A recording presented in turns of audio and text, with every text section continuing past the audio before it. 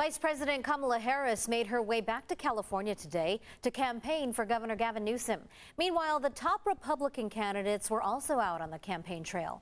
News 8's LaMonica Peters tells us what Newsom's challengers are saying and why the vice president believes the governor is still the right person for the job.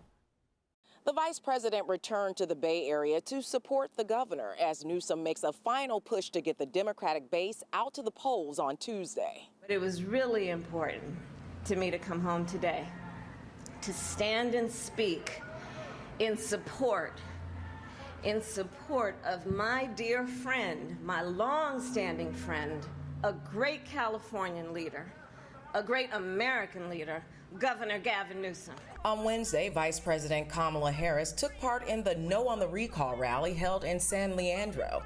She praised Newsom for his stance on labor rights, immigration, and same-sex marriage.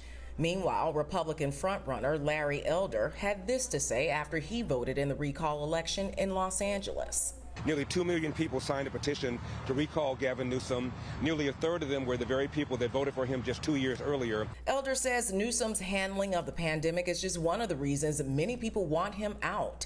Former San Diego Mayor Kevin Faulconer was also in Los Angeles, telling potential voters how he'd handle rising crime rates in California. I will be a governor that will put victims first and criminals in jail, and take a strong stand to reversing the trend that we have seen, unfortunately, in our great state. The CDC says nearly 80% of eligible Californians have received at least one dose of the COVID-19 vaccine, but on Wednesday, candidate John Cox blamed Newsom for some people's hesitation to get vaccinated.